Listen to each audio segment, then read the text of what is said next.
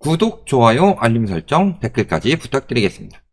요즘에 그런 이야기 많이 합니다. 아직도 많이 하죠. 역전세 난 걱정했더니 전세 대란 올 것이다. 그 계기는 현재 아직까지 전세가가 오르고 있고, 또 한 가지는 공급이 너무 적다. 이런 이야기를 하면서 전세가가 올라갈 것처럼 이야기를 많이 하지만요. 실질적으로 전세가 상승폭이 꺾이고 있는 것은 말씀을 드렸습니다.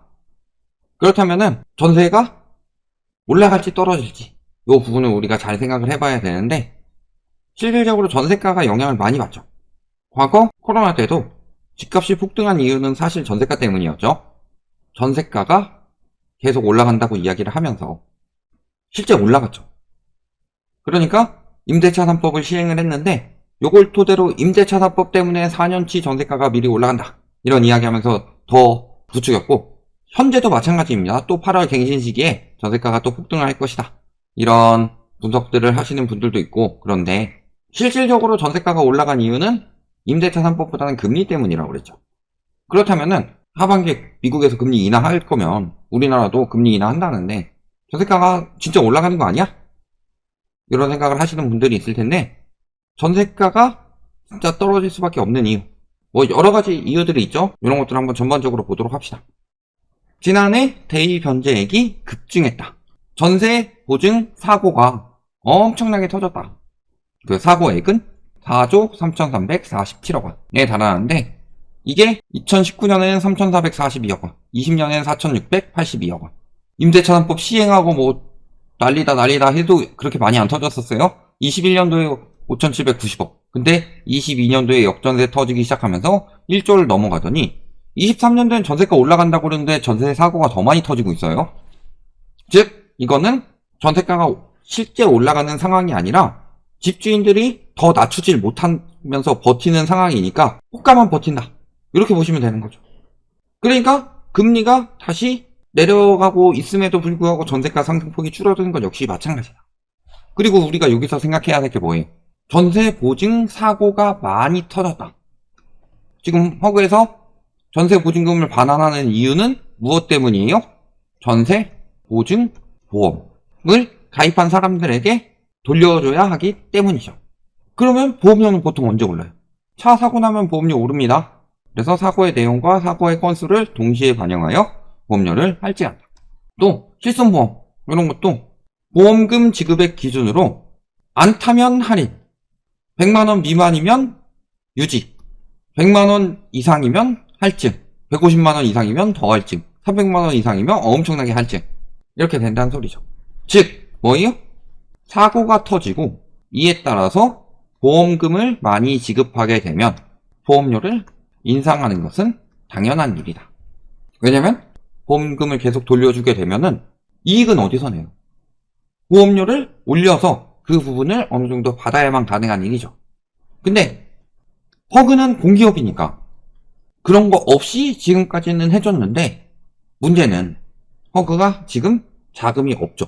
지난해 6월 말 기준 뭐 자본금과 적립금 합계는 5조 4천억 규모인데, 지난해 말 기준으로 누가 추산을 해봤더니 보니까 1조대로 떨어질 가능성이 높다.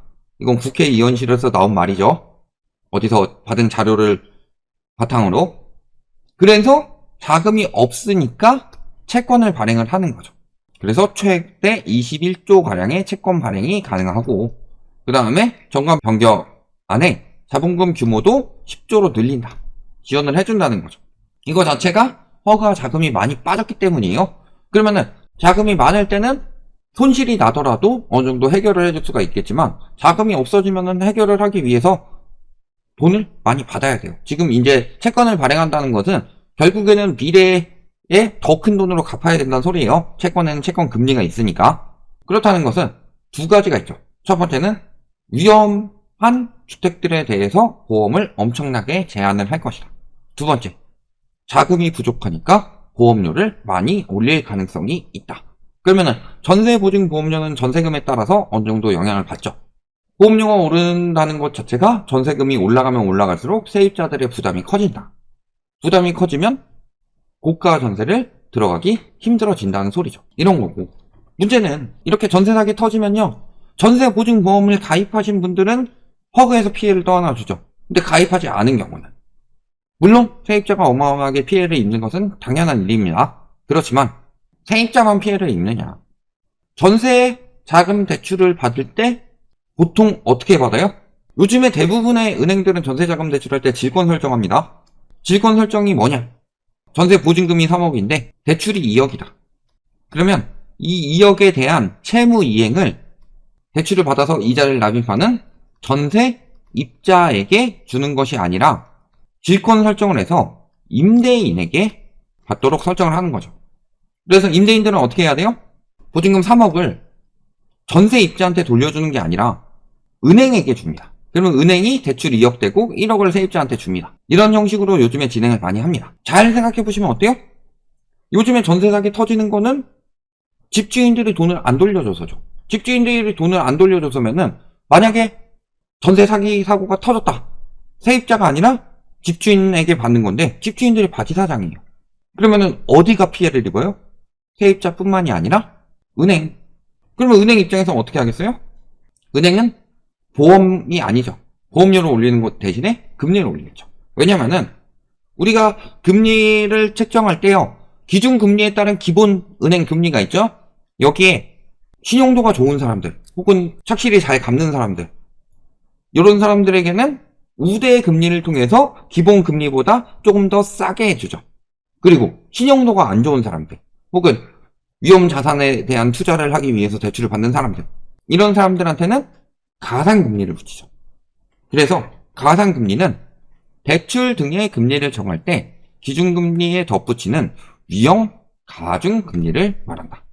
그래서 신용도가 높아 위험이 적으면 가상금리가 낮고 신용도가 낮아 위험이 많으면 가상금리가 높다.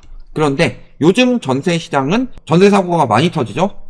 대위 변제액 많이 내서 허그만 힘들다가 아니라요. 지금 임차권 등기 명령을 보더라도요. 임차권 등기 명령이 어마어마하게 늘어났다는 소리는 그만큼 전세 사고가 엄청 터진다는 소리입니다. 그러면 은행 입장에서 어떻겠어요?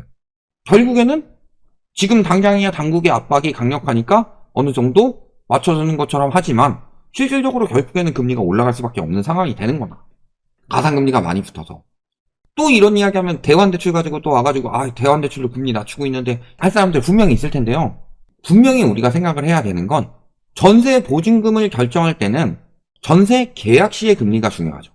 전세 계약 시의 금리가 중요하다는 건 무슨 소리예요? 대환대출은 효과가 없다. 예를 들어 내가 1억 가지고 있는데요. 2억 대출이 가능해요? 그러면 3억 전세를 들어갈 수 있지만 1억 대출밖에 안 되면 2억 전세밖에 못 들어가는 거예요. 내가 전세 이자에 따라서 대출을 받기 때문에. 그런데 대환대출 같은 경우는 어때요?